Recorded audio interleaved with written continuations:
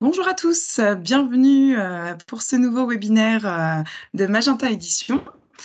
Cette semaine, nous accueillons Ludivine Artis. Bonjour Ludivine, qui va Bonjour. nous parler de la confiance en soi. Donc Ludivine a écrit le livre Avoir confiance en moi, toujours aux éditions Magenta, qui est sorti en octobre dernier. Nous allons donc en discuter, mais avant ça, Mathilde Chabert, qui est présente avec nous, qui est notre éditrice, vous présentera la collection pour démarrer. Ensuite, nous enchaînerons un peu dans le vif du sujet avec Ludivine. Et bien sûr, si vous avez des questions, n'hésitez pas à nous les poser dans le chat. On se réservera quelques minutes à la fin pour y répondre.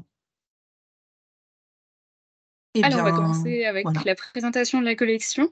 Donc Sans tabou, c'est une collection qui s'adresse aux adolescents de 12 à 15 ans sur des sujets qui les intéressent. Donc la confiance en soi dont on va parler ce soir, mais aussi le stress sur lequel on a déjà fait un webinaire, l'alimentation ou encore l'amour et la sexualité. Alors, je vais partager mon écran, hop, pour que vous puissiez voir toutes les couvertures de la collection. Voilà, donc je fais un peu de teasing. Le prochain livre de la collection va paraître au mois d'août, et il portera sur les écrans. Le but de cette collection, c'est d'apporter des réponses sans tabou aux questions que se posent les ados, qui n'osent pas poser à leurs proches et sur lesquelles il est parfois difficile pour eux de trouver des informations fiables. On sait qu'à l'heure d'internet, on trouve, énormément d'informations, mais c'est pas toujours évident, déjà en tant qu'adulte, mais encore plus en tant qu'adolescent, de faire le tri, de savoir quelles informations sont fiables et lesquelles ne le sont pas. Donc dans chaque livre, hein, l'idée c'était qu'un expert du sujet, qui connaît très bien les ados parce qu'il travaille avec eux au quotidien, dans sa pratique, donne des explications claires et accessibles. On a voulu que la mise en page soit la plus dynamique et vivante possible. On vous montrera des extraits, de pages du livre. Le but, c'était que même des ados qui ne sont pas forcément de très, très grands lecteurs, puissent apprécier ces ouvrages. On a une illustratrice, qui s'appelle Clémentine Latron et qui aime apporter une touche de légèreté, hein. C'est quelqu'un qui a beaucoup d'humour et c'est souvent très apprécié des ados, notamment quand on parle de sujets, même pas forcément très joyeux. Ce sont des livres qui sont pas forcément faits pour être, lus du début à la fin. Ils ont été pensés et conçus pour que les ados puissent piocher les chapitres ou les thèmes qui les intéressent le plus, pour qu'ils puissent même reprendre le livre, 1 an après s'ils se posent de nouvelles questions. Parce qu'on sait qu'entre 11 ans et 15 ans, on se pose, pas du tout les mêmes questions, en fait. Donc c'est un livre qui peut les accompagner, tout au long de la période, collège. Pour revenir sur Avoir confiance en moi, dont on va parler, plus en détail ce soir, c'est le premier titre qui est paru dans cette collection, donc il a une place un petit peu à part. La confiance en soi, c'est un thème qu'on voulait vraiment traiter parmi les premiers livres de la collection. Alors d'abord parce que c'est un sujet important, hein, qui concerne énormément d'ados, mais aussi parce que c'est un thème qui va finalement recouper d'autres, sujets. Si on parle d'estime de soi, souvent on va parler aussi du rapport au corps, du regard des autres, des relations avec les parents et les amis ou encore du collège. Donc ça faisait vraiment sens pour nous que ce soit, l'un des premiers livres à paraître dans cette collection. On a choisi de travailler avec Ludivine pour ce livre, parce qu'elle travaille, toujours avec des ados depuis des années et le thème de la confiance en soi, c'est un thème qui lui tenait, particulièrement à cœur. Il faut savoir qu'elle fait aussi du théâtre en parallèle, de son activité de psy, peut-être qu'elle vous en parlera un petit peu. Au cours du travail éditorial sur ce livre, donc qui a duré quelques mois, les échanges avec Ludivine ont été vraiment très riches. Elle nous a fait beaucoup de propositions. On a vraiment co-construit la collection ensemble, comme c'était le premier ouvrage, pour améliorer au maximum le texte. Le résultat, c'est un livre qui est très abouti, qui plaît aux ados et qui leur est vraiment très utile. Donc dans ce livre, on parle de confiance en soi, dans la tête, dans le corps, dans la sexualité, dans la scolarité, dans les relations et aussi dans la vie numérique, notamment les réseaux sociaux, les jeux vidéo. Voilà, on sait que les réseaux sociaux, ça n'aide pas forcément, bien au contraire, hein, les ados à avoir confiance en eux, avec toutes les images qui circulent, de, corps, parfaitement sculptés, retouchés, auxquels les ados vont se comparer et finalement, vont, nourrir, d'énormes, complexes. Donc c'est intéressant d'en parler avec eux. Ludivine a fait un énorme travail de recherche aussi au niveau des ressources. À la fin de chaque chapitre, on a une page, ressources comme vous pouvez voir ici. dans lesquelles, Ludivine propose des références. Donc c'est vraiment des références qui sont, très variées. Ça peut être, des romans, des chansons, des sites internet, des bandes dessinées. Ça peut être aussi des films, des vidéos, des podcasts. Il y en a vraiment pour tous les goûts. L'idée, c'est donc que les ados puissent aller plus loin sur un sujet qui les intéresse plus particulièrement, grâce à ces ressources. L'autre point fort de ce livre, dont on parlera ce soir, c'est les témoignages. Ludivine a interrogé ses patients et des adolescents de son entourage. Donc pour la petite anecdote, on craignait au début de ne pas avoir assez de témoignages, hein, comme c'était le premier livre de la collection. Finalement, c'est vrai pour ce livre, mais c'est vrai aussi pour «L'amitié», que Ludivine a aussi écrit. On a eu, finalement presque trop de témoignages, en fait, on en a eu énormément. Donc on a dû faire le tri pour garder, les meilleurs, en fait, les plus intéressants. Et puis c'était assez étonnant parce qu'en fait, on peut avoir cette image des ados, qu'on représente souvent, un petit peu blasés ou difficiles à intéresser et en fait, ils se sont vraiment prêtés au jeu avec beaucoup d'enthousiasme et on sentait que c'était, valorisant pour eux finalement, de participer à la création d'un livre, qu'ils étaient fiers d'avoir leur prénom, dans le livre. On a senti aussi beaucoup de générosité, de bienveillance, de la part de ces ados. Je me souviens d'une ado, je crois que c'était dans le cadre d'un témoignage sur l'anorexie, donc qui est pourtant pas un sujet, facile, à aborder, qui a dit, «Ah ben moi, si ça peut aider d'autres ados, vraiment, je le fais volontiers». Donc voilà, on a senti une vraie volonté d'entraide entre ces ados. Les ados nous ont dit qu'ils voulaient plutôt lire des témoignages de jeunes plus âgés qu'eux, donc c'est pour ça qu'il y a aussi des témoignages de lycéens qui ont entre 15 et 19 ans, il me semble, dans le livre. C'était une volonté, des collégiens, qu'on a interrogés. D'ailleurs, je crois que Ludivine a prévu de vous lire, quelques-uns de ces témoignages, ce soir. Et nos premiers lecteurs, finalement, ça a été un petit peu les patients de Ludivine, qui ont pris le temps de donner leur avis sur le livre et dont on a évidemment, tenu compte, dans la conception de la collection. Ils nous ont fait des retours sur les illustrations, notamment l'illustration de la couverture, donc qui représente une piscine avec, une ado qui s'apprête à plonger et puis des ados qui sont dans et autour de la piscine et donc les patients de Ludivine cherchaient à se reconnaître dans les personnages sur la couverture. C'était, c'était assez drôle et en même temps, c'était exactement ce qu'on recherchait finalement, qu'ils puissent, vraiment s'identifier, parce que le livre avait été pensé, pour eux. Il y a aussi des tests dans le livre parce qu'avoir confiance en soi, finalement, ça passe aussi par le fait de bien se connaître, en fait. C'est un peu la base de ce sujet. On a voulu vous proposer cette conférence ce soir parce qu'on entend souvent les ados, dans notre entourage, dire des phrases, un peu dévalorisantes du style, «Oh là là, je suis trop nul, je vais pas y arriver», donc que ce soit avant un contrôle ou avant un autre, événement important pour eux, ça peut être dans le cadre même, hors du collège et on ne sait pas toujours quoi leur répondre en fait, hein. On fait toujours des réponses un peu identiques du style: «Ah mais t'inquiète pas, ça va bien se passer, tu as bien révisé». Et en même temps, on sent que voilà, c'est pas très efficace, c'est pas vraiment ce que les ados ont envie d'entendre. Donc les conseils de Ludivine, sont très précieux. Heu et je voulais aussi rappeler que voilà, tout le travail que peuvent faire les ados grâce à ce livre à l'adolescence, pour avoir l'image la plus juste d'eux-mêmes, hein, et ben, ils n'auront pas à le faire à l'âge adulte. Donc c'est vraiment un livre, précieux et qui peut les aider, sur le long terme, pas seulement, juste, le temps de cette période, difficile qu'est la puberté. Alors pour commencer, est-ce qu'on pourrait, Ludivine, revenir sur ce que c'est que la confiance en soi? Est-ce que c'est la même chose que l'estime de soi, par exemple? Alors, merci Mathilde pour cette introduction déjà, parce que ça m'aide moi aussi à me lancer dans cet exercice, puisque c'est la première fois que je fais un webinaire. Donc c'est un défi. Et quand on manque de confiance en soi, on se dit qu'on peut ne pas réussir à faire. Parce que la confiance en soi, c'est la partie de l'estime de soi qui est du faire et pas de l'être. En fait, l'estime de soi est un concept beaucoup plus large. Dans le livre, d'ailleurs, on aborde beaucoup l'estime de soi, hein. La confiance en soi, c'est plus le terme qui va parler aux ados parce que c'est le mot qu'on utilise le plus souvent et c'est celui qui nous aide à passer à l'action, en fait. Dans l'estime de soi, on a 3 composantes qui peuvent s'influencer les unes et les autres. L'amour de soi, donc comment on se respecte, ses propres besoins, ses valeurs. L'image de soi, comment on évalue nos propres qualités, nos propres défauts. Et la confiance en soi. Donc, s'estimer, au global, c'est juger de sa valeur un petit peu. La confiance en soi, c'est le sentiment de compétence qu'on se donne dans ses actions. Est-ce que je vais être capable de faire ça ou pas? ou est-ce que je me sens terrorisée, je ne vais pas y arriver? Un peu comme moi avant ce webinaire, mais à la fin, j'espère, je me dirai: «Ah, j'ai réussi». Voilà, c'est se penser capable d'agir correctement ou non. Cette confiance en soi, elle peut être très différente selon les activités et les sphères de vie. Elle se construit dès l'enfance, au travers de l'affection, du regard des autres envers nous, des valeurs, de l'éducation transmise par l'entourage et les proches. Le manque de confiance en soi, c'est quelque chose d'assez commun, somme toute. Je pense que tous ceux qui sont là ont sûrement vécu ça à un moment donné de leur vie. Ça peut toucher n'importe qui, à n'importe quel âge, et rares sont les personnes qui n'y ont pas été confrontées finalement.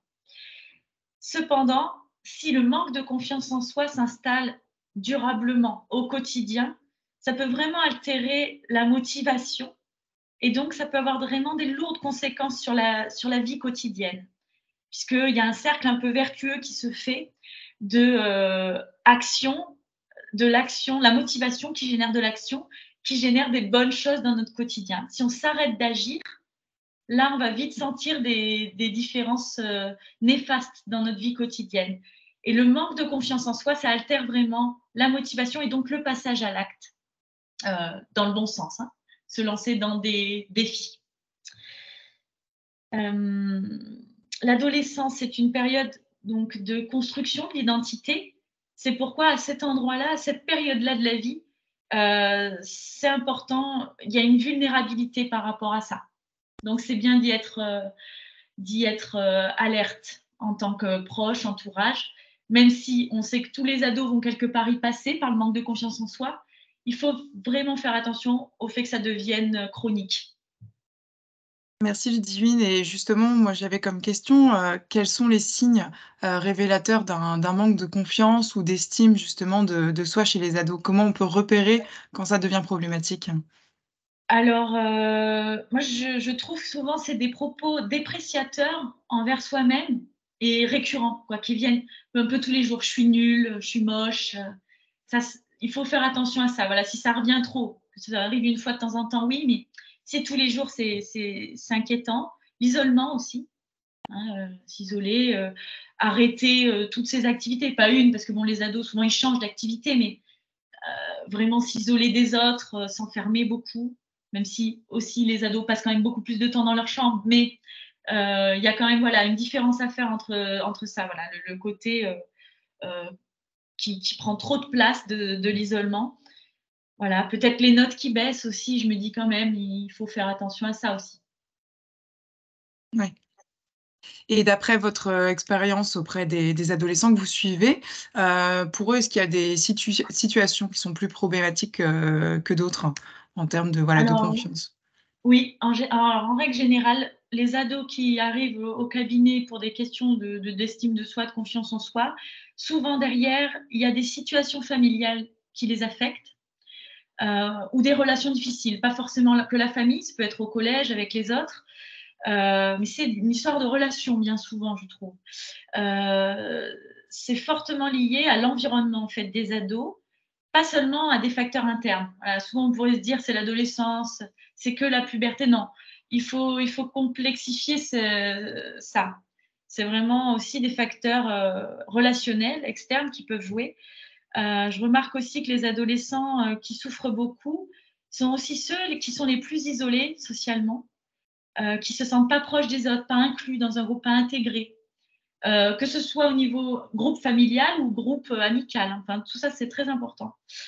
Voilà, être intégré dans un groupe, sentir inclus, c'est un des éléments fondateurs d'une bonne estime de soi. Mmh. Et qu'est-ce qu'on peut faire en tant qu'adulte? Donc là, pour les parents, les professeurs, même pour certains qui nous suivent, qu'est-ce qu'on peut faire concrètement quand on remarque un manque de confiance en soi chez son ado? Oui, ben, l'aider peut-être à se sentir soutenu, voilà, remettre un peu de sécurité autour de lui, qu'il y a quelqu'un qui est là pour l'entendre, l'écouter, discuter. L'aider à mieux se connaître aussi, à évaluer ses défauts, ses qualités. Pas que l'un, l'autre aussi. Voilà, ça Mmh. c'est toujours important de faire cette balance. L'inclure, c'est de l'aider à se sentir compétent. à réussir des actions. Donc, pas hésiter à lancer des défis, à l'aider à lancer un défi dans lequel ils ne se sentent pas piégés, dans lequel ils se disent qu'il peut éventuellement réussir, que ça ne va pas le mettre forcément en échec. Mais parfois, les adultes peuvent vraiment aider à imaginer que c'est possible, un défi. Parfois aussi, essayer de ne pas mettre la barre trop haut avec les ados, leur aider à baisser la barre de ce qu'ils peuvent se mettre comme idée de performance. Parfois, c'est ça qui les bloque aussi à passer à l'action, qui se mettent tout de suite le truc hyper haut. Fixer des objectifs atteignables, voilà, des choses comme ça. Et partir peut-être de leurs rêves aussi. Est-ce qu'il y a un truc que tu as envie de faire que tu te dis j'y arriverai pas, et commencer une discussion là-dessus. Merci beaucoup, Ludivine. D'ailleurs, j'avais un témoignage là, Herminie, à lire Ah, peut-être. bah, très bien. Pour Dis-nous, parce que comme ça illustrera bien le propos. Oui, pour illustrer un peu. Le témoignage de Manon, 14 ans, à la question « Qu'est-ce qui t'aide à avoir confiance en toi ?» Moi, j'ai une dysphasie sémantique pragmatique. On l'a su l'année dernière. Avant, je ne savais pas ce que j'avais. Maintenant, j'ai un mot sur ce que j'ai. Ça n'a pas modifié mon estime de moi. Tant que tu es bien dans ta peau et que tu es content d'être toi, je pense que les autres s'en fichent un peu, même si tu as un handicap. C'est grâce à mes copines que j'ai confiance en moi, surtout une que je connais depuis la crèche. Je l'adore et elle m'a beaucoup aidée. Elle m'a donné plein de conseils et je les ai écoutés. Et la famille, ça aide beaucoup. Mon tonton, ma tati, mon arrière-grand-mère m'ont beaucoup aidée. Voilà, on voit l'importance des relations finalement. Hein. Comment c'est ça vraiment qui l'a aidé à Manon dans son estime d'elle-même. Et donc ça, c'est un témoignage qu'on peut retrouver dans votre livre. Et Oui. donc là, on parle forcément des enfants, des ados qui manquent de confiance en eux. Est-ce Oui. que c'est possible d'avoir trop confiance en soi? Au contraire, parfois, on peut penser des ados que certains ont trop confiance, mais qu'est-ce que vous en pensez? Oui, je pense que oui. En fait, bon, en gros, on peut pas dire trop bonne confiance en soi parce que c'est un peu comme dire tu as trop bonne santé. Bon, mais d'un autre côté, on peut vraiment se surestimer. Donc, c'est aussi avoir une mauvaise estime de soi, comme cette illustration que j'adore de Clémentine. On peut avoir aussi une estime de soi qui est falsifiée parce qu'on se surestime. Et en fait, on peut pas, l'échelle de la valeur humaine, un être humain a la même valeur que notre. Donc, c'est aussi avoir une mauvaise estime de soi que de se sentir au-dessus. Dans ce cas-là, il peut être utile d'accompagner les ados sur le chemin de la modestie. Comme dit, ça c'est Christophe André qui dit ça, j'aime beaucoup cette phrase. Les inviter à faire de la métacognition, c'est-à-dire à se représenter leur propre fonctionnement en les questionnant. Qu'est-ce qui te fait penser que tu vas être meilleur et le meilleur sur cette épreuve, par exemple? Y a-t-il des difficultés que tu pourrais rencontrer que tu n'as pas imaginées? Un autre de tes camarades ne pourrait-il pas y arriver mieux que toi? Ah bon, pourquoi? Voilà, des choses un peu comme ça pour les aider à contrebalancer. Voilà. On peut autant aider ceux qui ont une estime de soi trop faible et ceux qui en ont une un peu trop haute pour rééquilibrer la balance. Oui, tout est dans une question d'équilibre, dans ces cas-là. Et donc dans le livre, notamment, vous rappelez, je vous cite, que plus de 50 des adolescents, ou adolescentes seraient insatisfaites de leur apparence physique.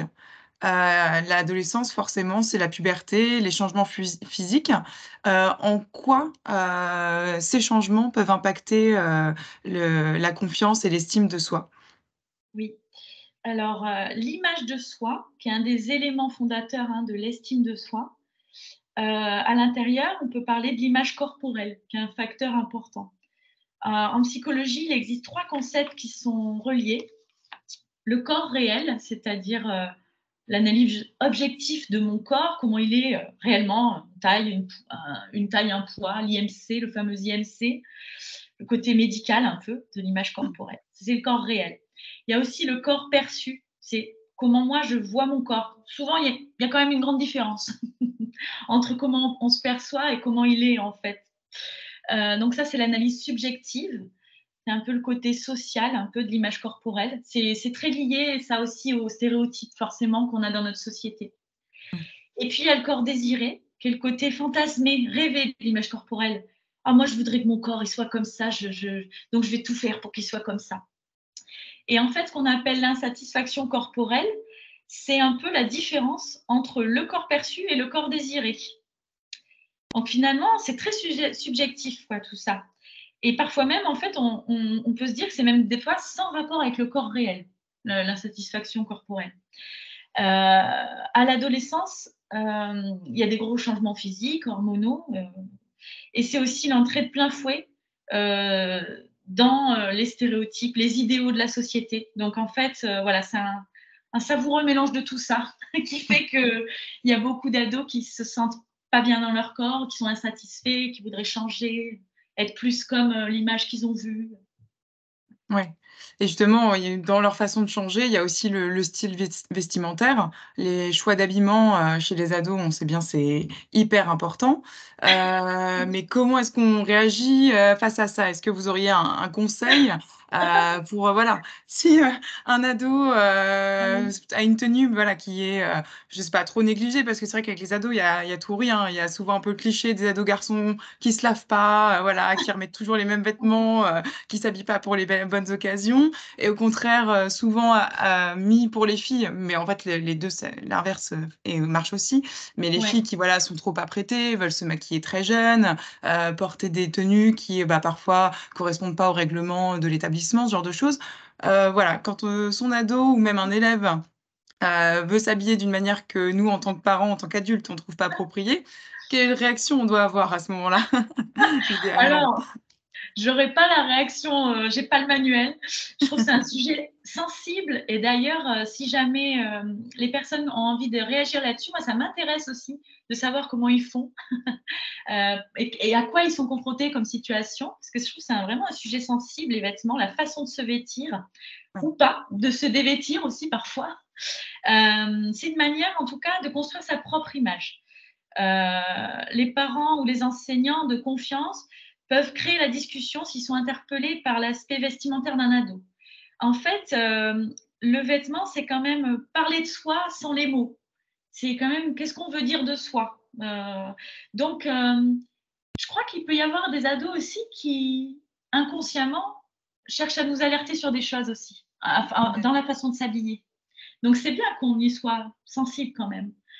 Euh, les vêtements peuvent servir à masquer ou au contraire à afficher des zones de notre corps. Pourquoi c'est important? Est-ce que c'est risqué de s'habiller comme ça? Est-ce que c'est une façon de s'intégrer dans un groupe? Les adultes ne doivent pas oublier que le style vestimentaire, voilà, c'est vraiment un sujet délicat parce que c'est une façon de construire son identité, de parler de soi. Il ne faut pas l'aborder avec un jugement préformé. Je pense que ça, c'est important quand on va parler de ça à l'ado, de ne pas arriver en se disant avec une phrase qui va fermer la discussion, quoi. Euh, Souvenons-nous combien il est difficile parfois de choisir ses propres vêtements. On peut passer des fois du temps avant de sortir, de comment je vais m'habiller. On peut péter un peu des plombs, jeter les trucs. C'est pas facile à n'importe quel C'est âge vrai. de s'habiller. Voilà, parfois on a envie de mettre ses atouts en avant, parfois on se sent laid, on veut les cacher. Bon, je trouve que c'est vraiment des discussions à avoir et je serais intéressée si jamais il y a des réactions là-dessus, sur quel type de situation ils peuvent rencontrer, parce que je crois que dans les collèges, il y a des règlements qui peuvent être très différents aussi là-dessus. Oui, bah, c'est justement ce que nous dit, une personne dans le chat, c'est que dans le règlement intérieur, pour elle, donc il y a juste noté: «Tenue adaptée», mais la loi, n'impose rien sur une tenue correcte, donc voilà, c'est à l'appréciation de chacun, de chaque Oui. établissement, et c'est difficile de Et plus peut-être si l'adulte s'inquiète par rapport, parce que je crois que c'est ça en fait, ce qui nous alerte, c'est ouais, peut-être qu'on s'inquiète de ce qui pourrait se passer pour cet ado avec cette tenue. Et donc à partir de là, je pense qu'on peut vraiment créer une discussion sans jugement et qui peut aider à voir est-ce que cet ado il a besoin d'être sur autre chose et à élargir quoi, voilà. Ouais. ouais. Oui, puisqu'au final, c'est ça, c'est en fait, on transpose sur l'ado notre peur du regard des autres, au final, dans ce genre de situation. C'est vraiment ça le problème, et parfois peut aussi venir de l'adulte lui-même, hein. Mmh. Et oui, et oui. Un autre sujet aussi que vous abordez dans le livre, c'est la question de la sexualité. Parce que bah, l'adolescence, voilà, c'est avec la puberté vient aussi voilà, l'éveil à la vie sexuelle, les premiers amours. En quoi le fait d'avoir confiance et de s'estimer à sa juste valeur, comme vous le répétez dans le livre, peut être bénéfique aux ados dans leurs relations amoureuses et sexuelles et pour toute la vie? Alors là, pour démarrer, j'aimerais vous lire un témoignage qui va m'aider à... Donc, c'est le témoignage de Théo, 15 ans. Je pense que la première raison qui m'a poussée à faire ça, donc c'est un ado qui a abusé d'une jeune fille sans s'en rendre compte. D'accord. Dans le monde. Je pense que la première raison qui m'a poussée à faire ça, c'est la curiosité sexuelle. Elle voulait dormir avec moi dans la tente. Moi, j'avais jamais eu de copine et elle me plaisait. Je me suis réveillée en pleine nuit avec une envie de masturbation. Je me suis dit que ça pouvait être intéressant de faire quelque chose avec elle. J'ai pas réfléchi au fait qu'elle dormait. Je voulais découvrir son corps et sortir avec elle, mais j'ai toujours été très timide. J'avais peur qu'elle me dise non. C'est juste après que je me suis dit que c'était étrange ce que j'avais fait. Je pensais que c'était pas grave de la toucher si elle dormait. Cette fille a porté plainte et a dit dans son rapport qu'elle avait eu peur. Sur le coup, je n'ai pas compris. Mais aujourd'hui, je crois ce qu'elle a dit. J'ai été suivie par un juge, une psy, une éducatrice, et à force d'en parler, c'est de plus en plus simple. Mais maintenant, je m'empêche de sortir avec quelqu'un, ça ne m'intéresse plus du tout. Donc C'est fort ce là, témoignage, oui. oui, c'est fort. On voit bien que l'estime de soi, ça permet de respecter sa propre dignité et celle des autres. Et dans le témoignage de Théo, on comprend qu'il avait très peu confiance en lui et en sa capacité à plaire une fille, à pouvoir lui donner envie de partager une relation intime. Et du coup, c'est aussi son empêchement à... Alors, dans l'histoire de Théo, il y a quand même d'autres choses. C'est quand même un ado qui s'est éduqué, entre guillemets, tout seul au travers du porno sur son téléphone. Il n'y a pas eu d'adulte autour de lui pour lui parler de sexualité. Il a tout découvert comme ça, ce qui a sûrement biaisé aussi sa façon de voir les choses. Mais finalement, là, on voit à quel point se bloquer de manière forte et longue dans une période où on a aussi des pulsions, voilà, ça peut être grave. Mmh.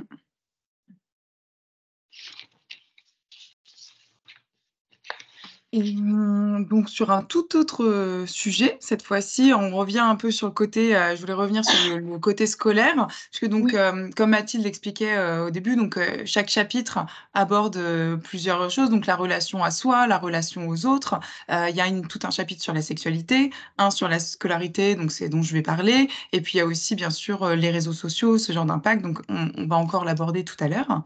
Oui. Mais en introduction justement du chapitre sur la scolarité, vous dites qu'en tant que psy, vous avez remarqué que beaucoup d'adolescents se sentent nuls et ont très peur d'échouer dans leurs performances. Vous le disiez déjà tout à l'heure. Oui. Ça vient d'où, à votre avis, d'après votre analyse, ce sentiment? Quelle en est l'origine et comment on pourrait faire pour y remédier? Alors oui, ça c'est ce qu'on appelle l'anxiété de performance. Je trouve qu'il y a beaucoup d'ados qui sont touchés par ça, mais à une hauteur vraiment très forte parfois. Alors plus souvent, en tout cas de manière plus forte au lycée, mais je pense que ça se construit dès le collège. Donc l'anxiété de performance, c'est une peur intense d'échouer et la tendance à imaginer le pire scénario dans les situations d'évaluation. Là encore, il peut y avoir une différence entre la perception et la réalité de l'importance du contrôle. Il peut y avoir une grande différence aussi entre sa moyenne générale, parce que ça peut toucher des très bons élèves, des élèves qui ont 16 de moyenne et qui se mettent dans des états pas possibles pour des évaluations, alors qu'ils ont tout qui va. Donc ça peut toucher des objectifs difficiles comme des objectifs qui sont totalement à la portée de l'adolescent. Je vais vous lire un témoignage là aussi de Lise, 14 ans. Donc la question c'est: connais-tu quelqu'un qui travaille beaucoup? Une de mes copines est une bosseuse, à tel point que parfois on lui dit stop. Elle ne dort pas. Pour ne pas décevoir, elle veut toujours faire plus. Si elle a 16 ou 17, elle est très déçue. Pourtant, elle est prise dans un lycée d'excellence. Nous, on lui a fait un électrochoc. On lui a dit: c'est pas possible, tu te détruis. Elle mange pas à la cantine parce que le stress lui coupe l'appétit. Elle a des cernes, elle n'est plus elle-même. Du coup, à la cantine, quand elle pose ses couverts et qu'elle veut plus manger, nous, on arrête de manger aussi. Et ça marche. Elle remange. On voudrait appeler ses parents parce que c'est plus possible. Elle a très mal pris notre électrochoc, mais c'était pas méchant. Et je pense que ça lui a fait du bien. Il fallait dire stop, son corps lâchait. Et là, j'en ai plein. Enfin, dans le livre, il y en a plusieurs, des témoignages là-dessus. Ça, c'est vraiment des situations, pour moi, je trouve graves. Ouais, c'est inquiétant. Voilà, là, on a mis le mieux est l'ennemi du bien comme phrase. J'aime bien cette phrase. Les adultes doivent prêter attention aux signes de stress trop importants, tenter d'enrayer le perfectionnisme. Souvent, quand même, on retrouve un perfectionnisme dans la famille, aussi, dans les attentes parentales. Alors, parfois, il peut y avoir aussi un décalage entre ce que l'ado se dit que ses parents attendent de lui et ce que les parents attendent vraiment, mais sans créer la discussion, l'ado, il continue de se raconter ça. Donc, il faut vraiment essayer d'enrayer ça en discutant, d'enrayer un perfectionniste qui pourrait devenir pathologique. Essayer d'éviter des phrases comme quand on veut, on peut, qui font croire qu'on est méritant que par le travail. Il y a quand même d'autres facteurs qui peuvent expliquer la réussite ou l'échec que le travail. Justement, l'estime de soi, le stress, ça peut vraiment être la raison d'un échec, pas que le manque de travail. Donc, il faut faire autant attention à l'estime de soi qu'au travail. Voilà. Oui, c'est vraiment le maître mot et justement, c'est pour ça que le livre est là, pour accompagner aussi les parents. Voilà, c'est pas toujours facile de créer la discussion, mais voilà, le livre de Ludivine, je rappelle la référence, donc «Avoir confiance en moi», vous aide vraiment à quand on sait pas trop quoi leur dire et ben voilà, on peut leur proposer le livre. Souvent, peut-être parfois, ils vont un peu le rejeter, c'est de le glisser dans leur chambre et au fur et à mesure, peut-être par curiosité, quand on aura le dos tourné, ils le lisent. Souvent, c'est ça avec les ados, mais ça peut les aider et leur donner justement des clés dans un langage, simple pour Ouais, justement éviter, tout ça et dans quelque domaine, que ce soit. oui, Et toujours au niveau de l'école, l'actualité malheureusement ne s'arrête pas sur ce sujet-là, mais il y a beaucoup de cas de harcèlement. C'est un vrai problème et forcément ce sujet-là doit toucher, j'imagine, la confiance en soi des personnes harcelées, mais peut-être aussi des harceleurs. D'après vous, est-ce que vous auriez quelque chose à nous dire là-dessus sur, l'impact du harcèlement scolaire, oui. sur un enfant? Ah bon, alors c'est terrible, Moi, l'impact, bien sûr. Après, je trouve que maintenant, il y a plein de propositions pour agir. Mmh. J'entends des méthodes vraiment super. Alors, il y a eu le fameux documentaire de Chagrin scolaire à Mmh. 180 degrés, que je trouve très intéressant sur comment on travaille là-dessus. Je crois qu'il y a un livre aussi aux ESF. Oui. Je n'ai pas le titre. Le harcèlement scolaire, le vaincre, c'est possible. Donc chez Voilà. ESF Éditeur, qui est l'une de nos autres marques et effectivement, ce livre-là, pour ceux qui sont enseignants, explique bien comment fonctionne le programme phare, notamment. C'est un livre de Jean-Pierre Belon et Marie Cartier, qui sont spécialistes du sujet et qui travaillent avec l'éducation nationale pour mettre en place le programme phare dans toutes les écoles. Mmh. C'est super tout ce qui se met en place. En tout cas, moi, je trouve que le harcèlement, ça peut vraiment tétaniser, donc par rapport à la confiance en soi, ça peut vraiment bloquer l'action, isoler, l'adolescent. Ça montre bien, le harcèlement, à quel point l'état des relations compte dans l'estime de soi, et comment le regard des autres peut nous impacter profondément, voire nous déprimer si le regard est violent. Le regard ou les gestes, parce que ça va plus loin que ça dans le harcèlement. Je vais Ouais. vous lire quand même le témoignage de Valentin, qui est un de mes patients de 11 ans, et j'ai aussi le témoignage de ses parents, qui sont, tout ça c'est dans le livre, bien sûr. Donc Valentin qui dit: «J'ai été harcelé à l'école pendant tout le CP, CE1 et CE2. Ça me rend triste, je pleure sans savoir pourquoi. Ils ont arrêté quand ils sont entrés en 6e et j'en ai parlé après à mes parents, qui m'ont dit qu'il fallait en parler plus tôt. Je l'avais dit en CE2 à ma maîtresse et à des élèves et ils ne m'ont pas cru. C'était 3 enfants de la classe au-dessus de moi. J'étais seule et ils m'étranglaient avec une écharpe, m'insultaient, me frappaient. Une fois, j'ai fait semblant d'être malade pour pas venir à l'école et le lendemain, ils m'ont demandé pourquoi j'étais pas là. Aujourd'hui, j'ai des hallucinations. Je vois tous mes camarades avec des têtes ensanglantées qui me disent: suicide-toi. Je suis très stressée quand je suis tout seul. J'ai toujours peur qu'il y ait quelqu'un sous mon lit. Souvent, je me pose la question de pourquoi je vis. » Et les parents de Valentin, sa maman, qui dit « On parle beaucoup avec Valentin, je suis une maman à l'écoute, mais à cette époque-là, c'était difficile de le faire parler. Côté école, rien n'avait été signalé.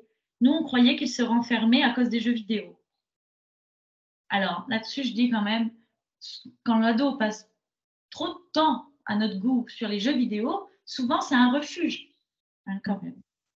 C'est-à-dire que ça ne va pas. Son papa, il dit « Je l'ai appris l'an dernier par la maman de Valentin.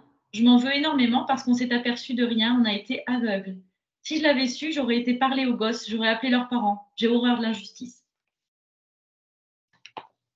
Ouais, encore un témoignage assez poignant et c'est là Oui. aussi où vous avez l'exemple que dans le livre, voilà, il y a des témoignages, à la fois les illustrations qui contrebalancent, qui simplifient, qui font un peu d'humour, mais il y a aussi les ados pourront trouver des vrais témoignages dans lesquels ils peuvent se retrouver, puisque même s'ils n'osent pas parler de tout ça devant à des adultes, le fait de lire ce témoignage, déjà, ils se sentent moins seuls et ça peut aussi les pousser, typiquement, ce témoignage-là, à faire parler un ado qui vivrait ça actuellement et qui ne saurait pas comment en parler. Le fait de Oui. savoir que ça arrive à d'autres et les parents regrettent de ne pas l'avoir su plus tôt, donc ça peut être aussi très bénéfique de faire lire ça aux ados. Et puis, il y a les ressources aussi, hein, comme à chaque chapitre, il y a des ressources aussi à consulter qui peuvent aider. Mm. Et justement, bah, en fait, on parlait des jeux vidéo, donc je profite de la transition pour aborder une question aussi essentielle chez les jeunes générations, les réseaux sociaux évidemment. Quel est l'impact justement des réseaux sociaux cette fois-ci vraiment sur la confiance en soi des jeunes? Est-ce qu'on doit s'inquiéter si notre ado, par exemple, se comporte pas pareil? Parce que bon, voilà, certaines parents peuvent un peu «espionner» entre guillemets ou avoir vent de ce que font ces enfants sur les réseaux sociaux et parfois, voilà, il se passe des choses complètement différentes. Est-ce qu'on doit s'inquiéter de comment il paraît sur les réseaux sociaux et par rapport à la vraie vie? S'il y a une trop grosse différence, qu'est-ce que vous en pensez? Alors bon, déjà, il y a un livre que j'aime bien d'ailleurs, je crois que c'est Internet dans la vraie vie. Enfin, bon, j'ai plus le titre exact, mais il est à côté de moi. Si vous m'autorisez, je me lève et je Oui, bien sûr.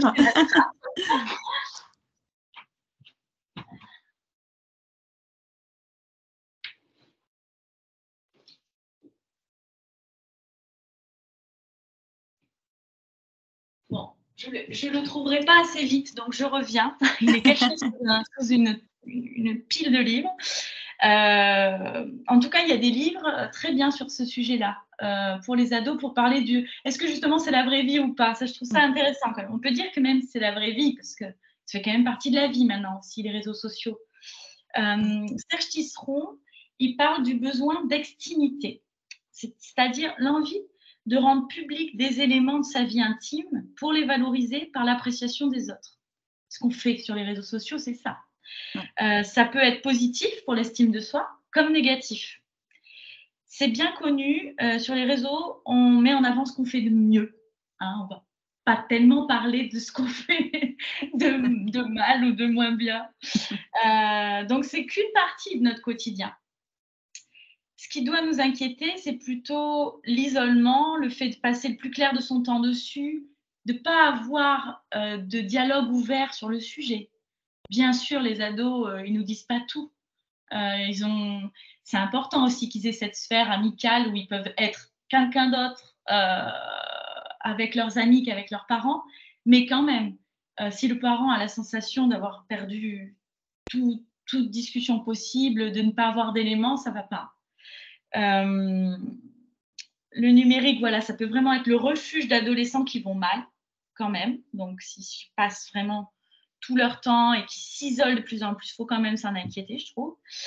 Et si on veut comprendre leur mal-être, il faut s'intéresser à leur refuge, renouer avec eux. S'intéresser aussi, bon là il y a les réseaux sociaux, mais il y a aussi les jeux vidéo. À quoi tu joues? Qu'est-ce que tu aimes jouer? Ton avatar? On peut vraiment ouvrir des discussions là-dessus. Et pas... je trouve ça dommage, les adultes qui se braquent en disant j'y comprends rien. Là, du coup, ça peut fermer vraiment le dialogue, et alors qu'il faut l'ouvrir sur ces sujets.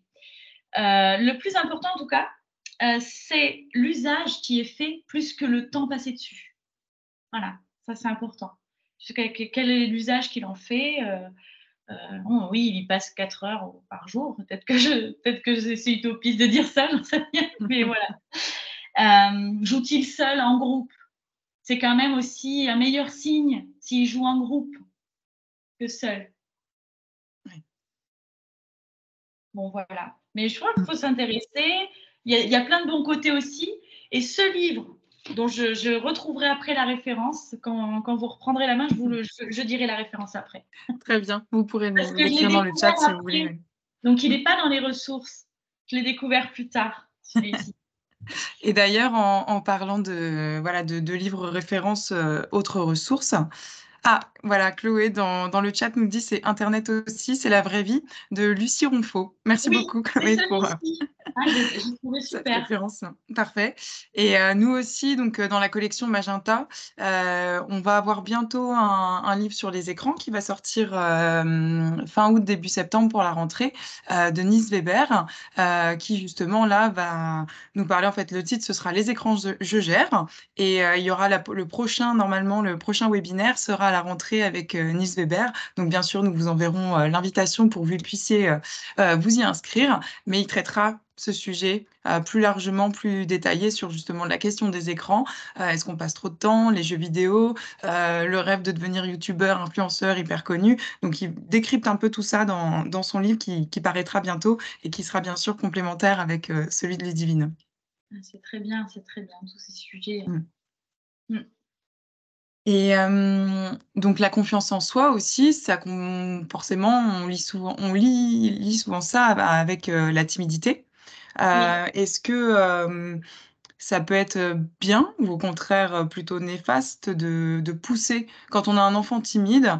Souvent on a envie de dire mais vas-y, n'hésite pas, je sais pas, un peu le cliché au Ouais. restaurant, il parle tout bas pour commander, mais vas-y, commande. Est-ce qu'il faut le pousser comme ça ou il y a d'autres manières voilà, d'aider un enfant Ouais. qui est timide, un ado timide?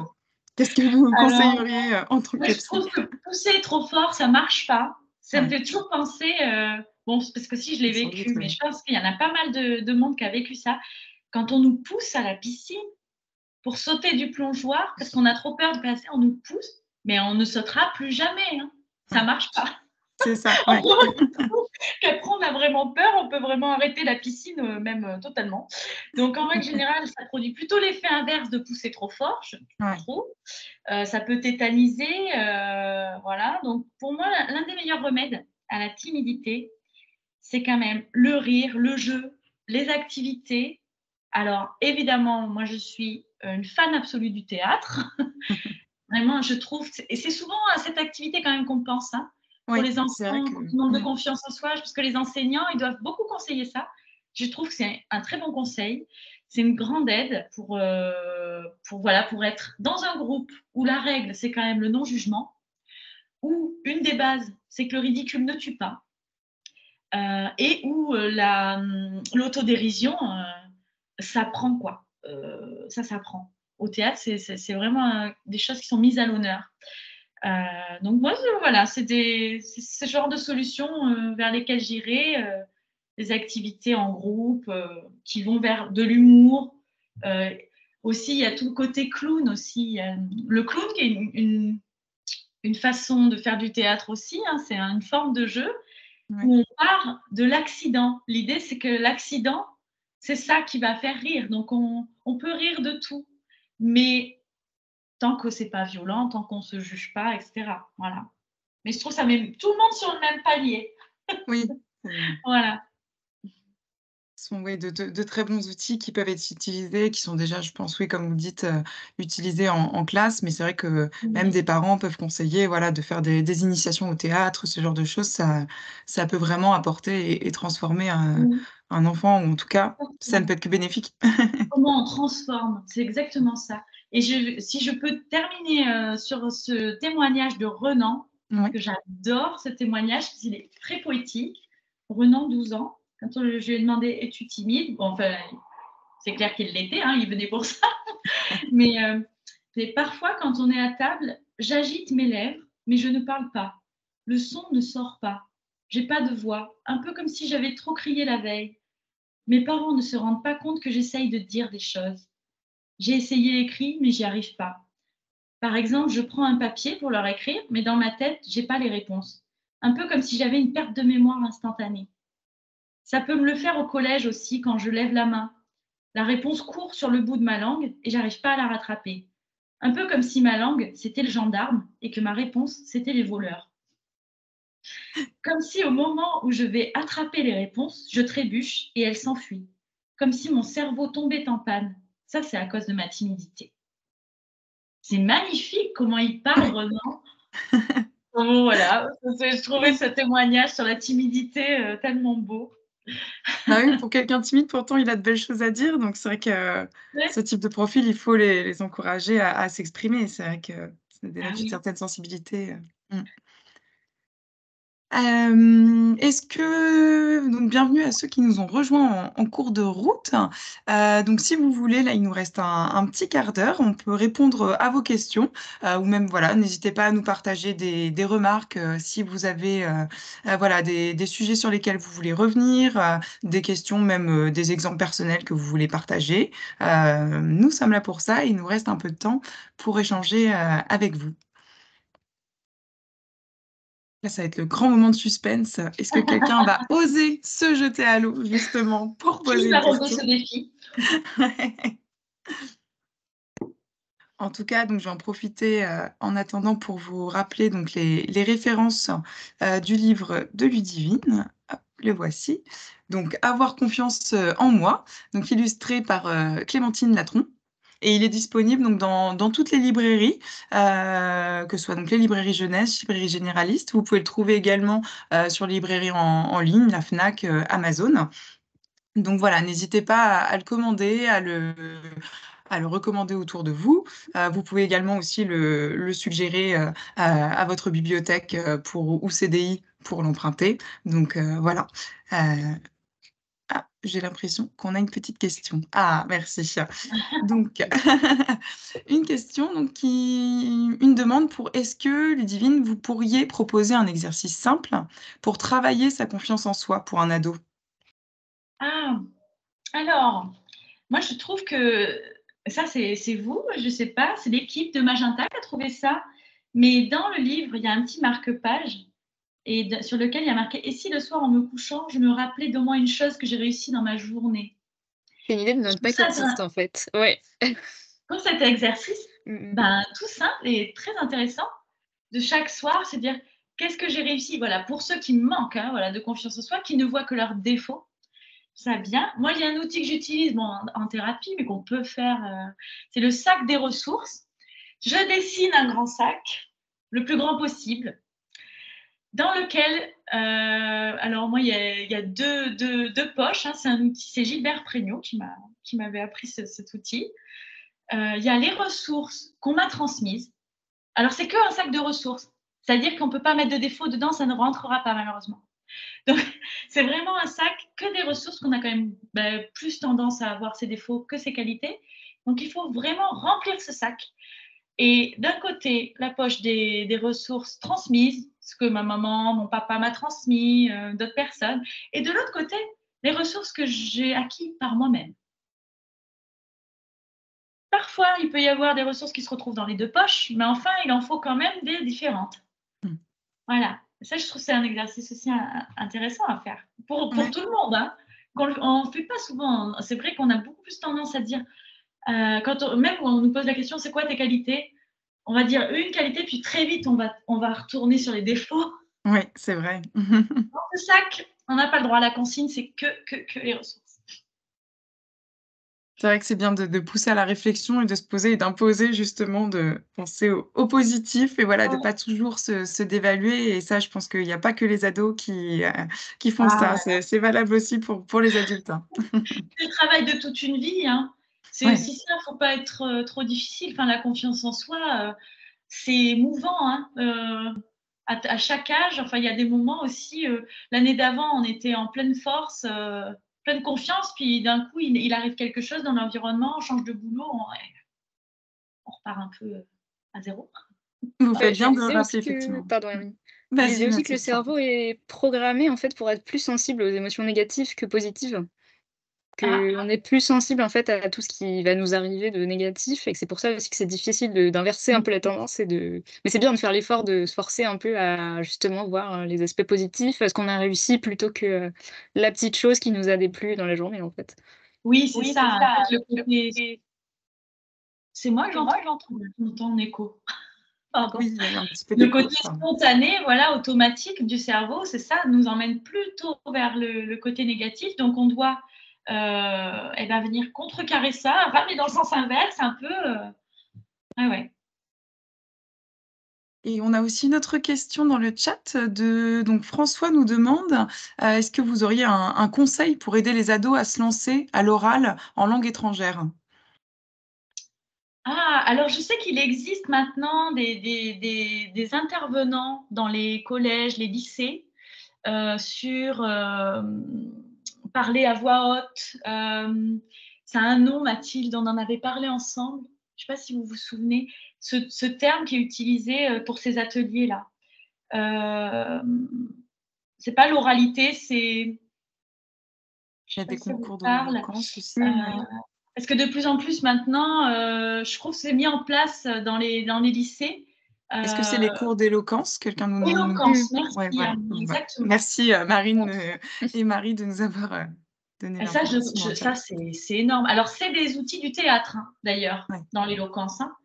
Donc, je crois que voilà, ces choses-là, c'est énorme. Peut-être que les enseignants aussi peuvent mettre en place, quand il y a des oraux de plus en plus maintenant dans les épreuves, alors au lycée surtout, ça peut faire partie aussi au cours de l'année, dans le quotidien de l'année, de s'exercer, voilà. Après, c'est des techniques du théâtre, alors c'est peut-être pas le lieu pour dire ça, mais bon, il y a plein de choses de la voix pour faire sortir sa voix, parce qu'on ne connaît pas sa voix parfois, hein, c'est vraiment, on ne sait pas quel son elle a vraiment, hein, quand on la pousse, on est surpris, mais wow, c'est moi qui ai dit ça.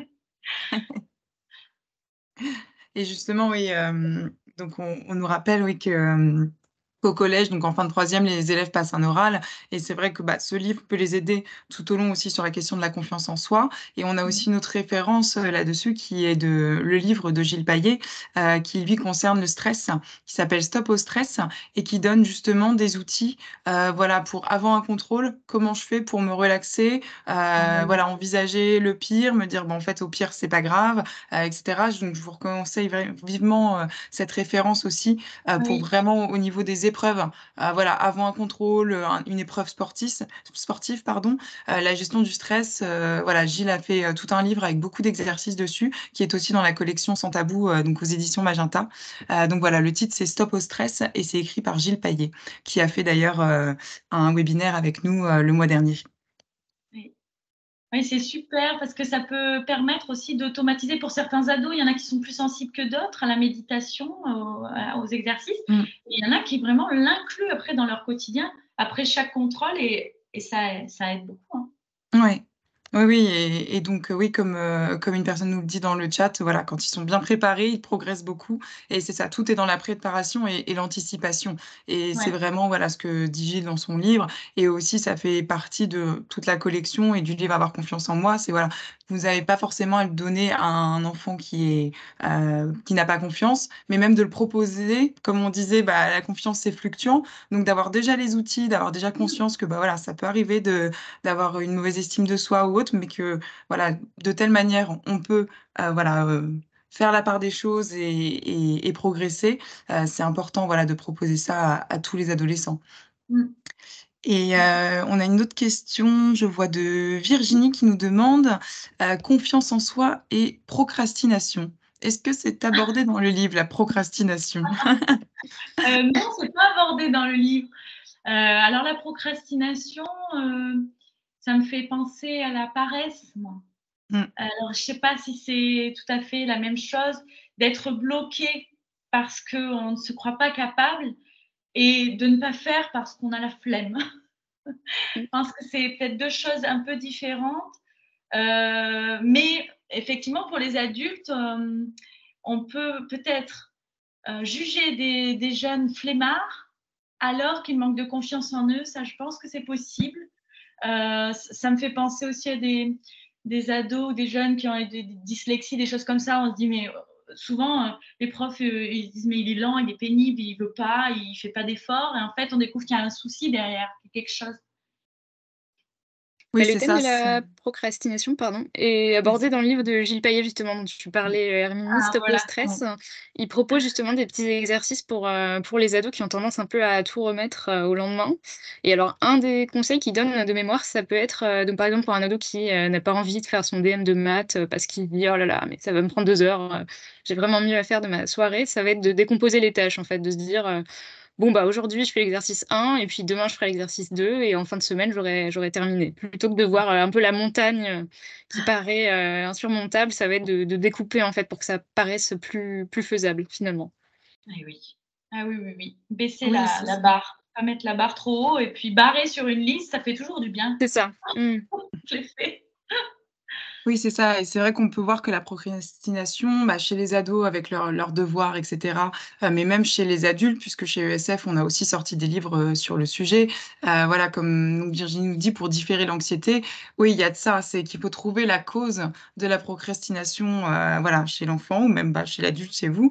Qu'est-ce qui vous pousse à procrastiner? Est-ce que c'est, voilà, vraiment de la flemme ou est-ce que plutôt c'est du stress de pas se sentir capable de bien faire, d'avoir peur que ça se passe mal? Et c'est là-dessus, sur ces plutôt questions d'anxiété qu'il faut travailler et donc là, bah, via la confiance en soi, via la gestion du stress, il existe plein d'outils, pour faire, Mmh. pour s'améliorer et éviter donc de procrastiner. Est-ce que vous avez d'autres questions? Il nous reste encore, on peut prendre une dernière question si quelqu'un en a, sinon je vais, terminer, ce webinaire, ou peut-être Ludivine, avez-vous un dernier mot, pour la fin à ajouter? Non, si, peut-être dire que j'anticipais beaucoup plus enfin, j'avais un scénario bien pire que ce qui s'est passé dans ce webinaire. Je me disais: «Je vais jamais y arriver, ça va être hyper dur, je vais avoir des blancs» et en fait, grâce à vous, et au fait aussi qu'il y ait eu des réactions, et ben, voilà, comme quoi, le côté relationnel, interactionnel, eh ben, ça aide énormément. Ouais. Eh ben, merci Ludivine, pour ce mot de la fin. Merci à tous, d'avoir suivi, ce webinaire, donc organisé par les éditions Magenta pour présenter, la collection, Sans tabou. Donc je rappelle, je vais vous partager la référence du livre de Ludivine, si certains n'ont pas encore noté. Donc je vous le rappelle, donc c'est Avoir confiance en moi, donc de Ludivine et illustré par l'illustratrice Clémentine Latron et il est disponible donc dans toutes les librairies, mais aussi la Fnac, Amazon, vous pouvez les commander, en ligne. Merci, un grand merci à tous pour votre présence, votre participation et nous vous recontacterons très bientôt pour vous annoncer les prochains webinaires de la rentrée. Donc comme je vous le disais, en septembre, nous devrions avoir Niels Weber qui nous parlera, des écrans. Puis nous aurons au mois d'octobre, en référence à un autre titre dont on n'a pas parlé ce soir qui s'appelle Miam, bien manger pour prendre soin, bien manger pour, mince, j'ai plus le titre. Mathilde, qu'est-ce que c'est déjà? Je l'ai pas Bien en tête. manger, sans me prendre la tête. Voilà, bien manger sans me prendre la tête, pardon, de Sylvie Bulot et donc Sylvie Bulot interviendra là pour nous parler des questions d'alimentation. Donc on a effleuré le sujet, mais voilà, on a aussi un livre plus sur, ce sujet précisément et Ludivine, on vous retrouve donc, on a déjà fixé la date, ce sera le 15 novembre, mercredi 15 novembre, on vous retrouve pour, cette fois-ci un webinaire sur votre autre livre qui vient de sortir, qui est cette fois-ci sur l'amitié. Donc voilà, n'hésitez pas à noter les dates et à guetter vos mails pour, vous inscrire pour ces prochains webinaires. Voilà, nous vous en reparlerons très bientôt, à la rentrée. Eh bien voilà, c'est l'heure de se quitter. Merci beaucoup Ludivine, merci Mathilde, Merci et à puis tous, bonne bonne soirée, soirée. à tous. Merci à toutes les 2 pour cette présentation, vous m'avez mis très à l'aise et merci à tous pour vos réactions. Au revoir. Merci Ludivine.